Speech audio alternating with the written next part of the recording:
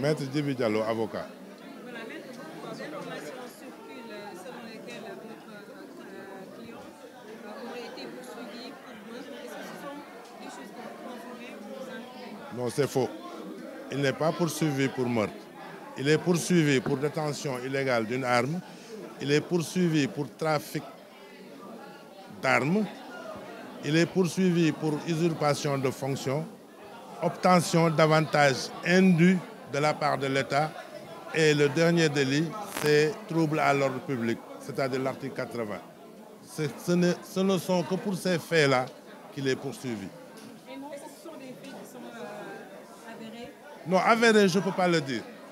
Je ne peux pas dire si c'est avéré ou pas avéré. Vous comprenez? Mais ce que je peux dire, c'est que moi, ce qui m'étonne, c'est qu'il y a certains faits, n'est-ce pas, qui ont été, à mon avis, couverts par la loi d'amnistie, notamment les faits qui se sont déroulés entre 2021 et 2023, n'est-ce pas, et qui font encore l'objet d'enquête, alors qu'il est interdit, n'est-ce pas, d'évoquer de tels faits. Notamment, le trouble à l'ordre public, il ne ressort même pas du dossier. Mais s'il y a pu avoir un trouble à l'ordre public, c'était avant les élections, n'est-ce pas? Or, tous les faits qui se sont déroulés avant les élections sont couverts, n'est-ce pas, par la loi d'amnistie. Et qu'en est-il des autres faits qui sont dans le dossier? Mais les autres faits, vous savez, moi je ne plaide pas à travers la presse ou les micros. Mais ce que je peux dire, c'est que, comme je l'ai dit tout à l'heure, lorsque moi on m'a saisi pour assurer la défense de M. Bandiaki, n'est-ce pas, j'ai tremblé parce que je pensais qu'il allait être poursuivi pour meurtre et pour assassinat. Donc quand je suis arrivé et que j'ai vu l'enquête, j'ai dit, grande a été ma surprise de constater qu'en réalité, on le poursuivait pour usurpation de fonction parce que simplement, sur son passeport, il est inscrit agent administratif. Mais je me suis demandé pourquoi n'a-t-on pas convoqué la personne qui lui a attribué cette qualité. La deuxième chose, il loge dans un bâtiment administratif. Pourquoi n'a-t-on pas convoqué la personne qui lui a attribué ce bâtiment? Et il a évoqué les noms des personnes qui lui ont attribué ces avantages. Donc moi, c'est ça que je dis pour le moment. Mais je ne peux pas, moi, me précipiter à aller plus vite que le juge. Mais vous tous, tant que nous sommes surpris que ce dossier n'aboutisse pas à l'enquête sur l'assassinat, n'est-ce pas, de ces deux personnes-là. Maintenant, quelle est la situation actuelle de votre client? Bon, la situation actuelle, il a été mis sous mandat de dépôt. Donc nous, aujourd'hui, notre travail va consister à essayer à le faire entendre rapidement, n'est-ce pas, pour pouvoir demander la liberté provisoire. Vous êtes optimiste par rapport à ça? Je suis très optimiste. Pour moi, il n'aurait même pas dû aller en prison. Parce que la montagne a accouché d'une souris. Vous voyez, vous tous, vous avez suivi ce qui a été dit à son propos. Il semblerait même qu'il y a une nouvelle plainte qui a été déposée, mais cette plainte, moi, je ne l'ai pas vue. Elle n'est pas dans le dossier. Mais même cette plainte-là, si ce sont des faits qui se sont passés avant, vous savez, en droit, quand tu dis quelque chose, tu le définis. Vous comprenez? Quand on dit que les faits ayant une motivation politique sont amnistiés, la première, n'est-ce pas, le premier comportement, la première attitude d'un technicien du droit, c'est de définir qu'est-ce qu'un fait, n'est-ce pas, ayant une motivation politique. Vous comprenez? Est-ce que la motivation politique résulte des circonstances? Est-ce que la motivation politique résulte de la situation juridique même de la personne? Est-ce que cette personne elle a été recrutée pour des raisons politiques ou pour d'autres raisons? Vous voyez?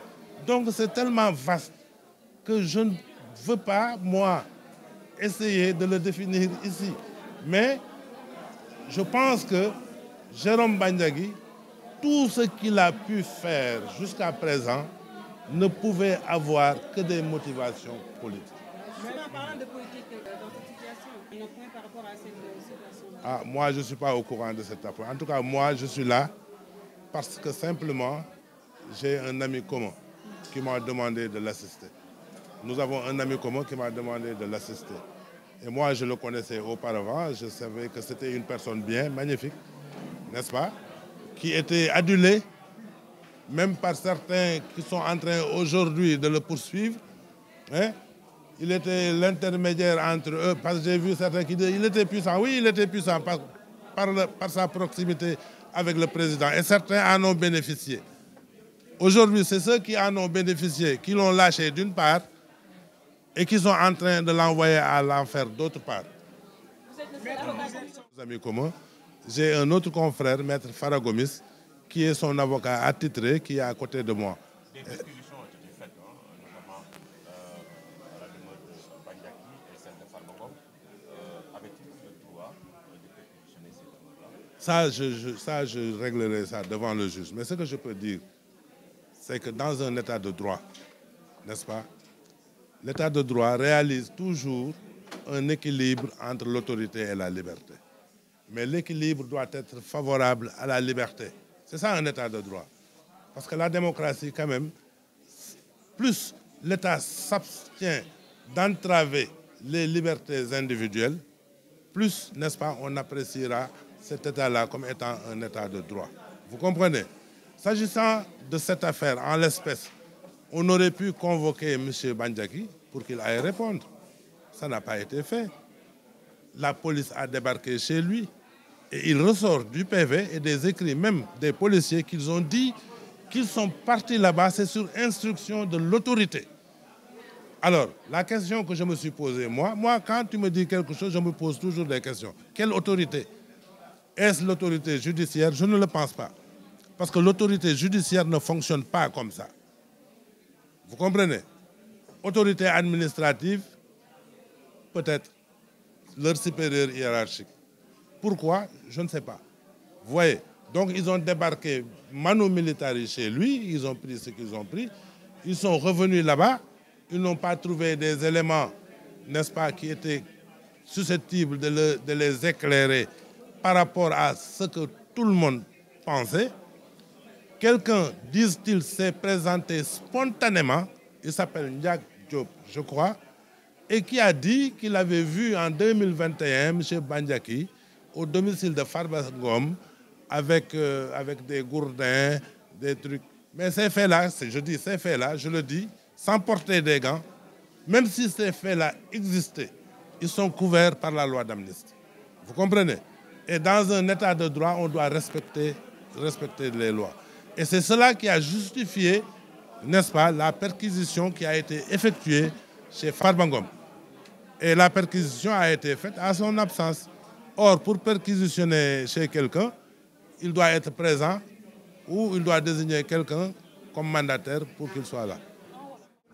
Non, loolu du dëgg dossier bi moom loolu moom nekku ci génnu ci te laaj nañ ko lu bëri laaj bi ñu ko laaj ci loolu dañ ko ne naka nga yéegee faatu ñooñu mu ne leen ci réseaux sociaux yi loolu rek laa ci mën a wax pour le moment.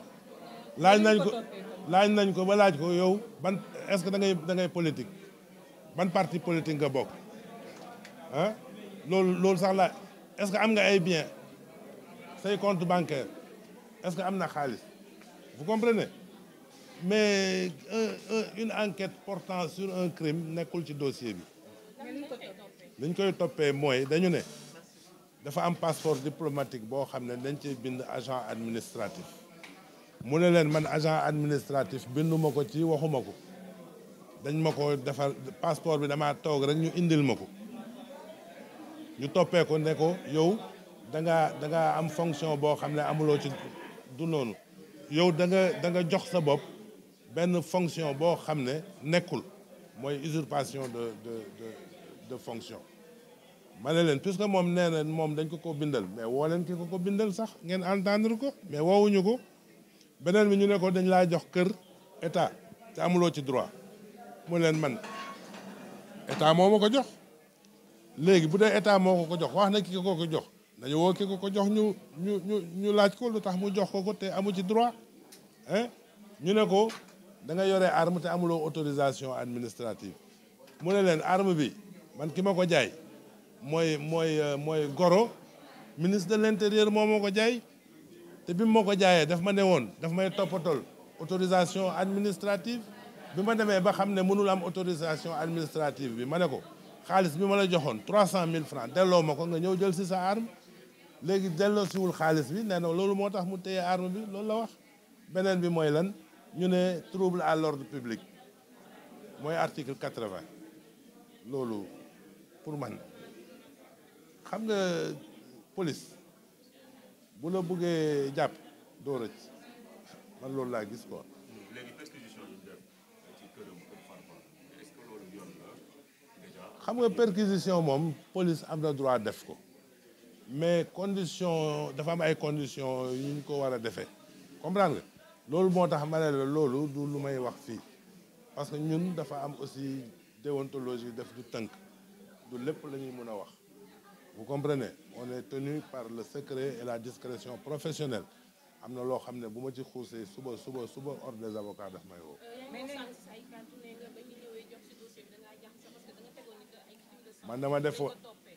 man dama defoon ne crime Fulbert ak Didier Badji lañ koy toppee man loolu laa yaakaaroon de mais bi ma ñëwee ba gis dossier bi dama xam ne kii xoolal jegewul sax bay laale ci loolu. xamul sax li xew. Vous savez, les Sénégalais, ils doivent être quand même plus avertis et plus vigilants. Vous comprenez? 2 gendarmes, c'est 2 gendarmes, non? 2 gendarmes. On dit, les gens disent qu'ils ont été tués. Hein? Mais lolo, ça ne peut relever que d'une raison d'État. Vous comprenez? Enquête boobu. du enquête bu ñuy def ci justice c'est une enquête qui doit être interne à l'armée, à la police et à la gendarmerie.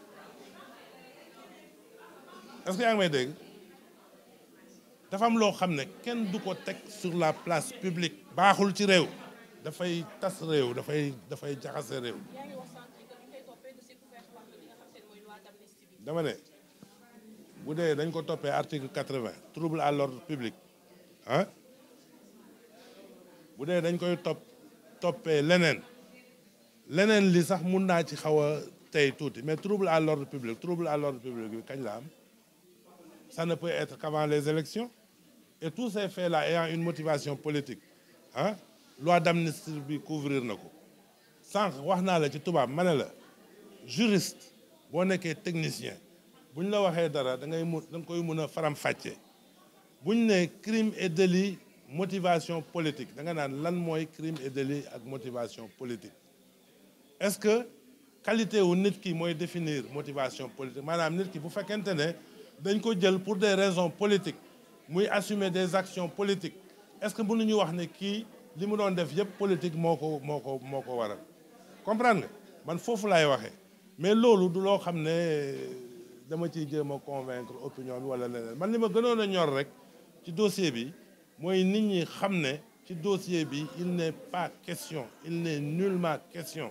n'est-ce pas d'un meurtre d'un crime ou d'un assassinat contrairement ak li ma dégg ñenn ñi di wax ci plateau yi wax nañ ba wax ne waa ji li mu xam dafa bëri bu waxee dëkk bi day tas am na yoo xam ne bi ñu ko jàpp see dafa doon xeex c'est faux xeexul ak kenn loolu parce que pour ñu mun ko dugal il faut que ñu entendre ko au fond donc bu ñu ko entendre au fond bu boobaa xanaa bu ñu ñaanee liberté provisoire juge bi dinañu ko may parce que jusqu'à présent dossier bi c'était entre les mains de la police et du parquet man gëm naa ne Sénégal justice toujours même avant événement yi nii man waxoon naa ne justice fonctionnement normal homme politique yi ñoo discréditer justice mais justice système la boo xam ne boo ko comprendrewul doo ko mën a xam parce que da ngay jël ñëpp nga dugal leen dans le même sac gis nga procureur de la République dafay obéir ministre de la justice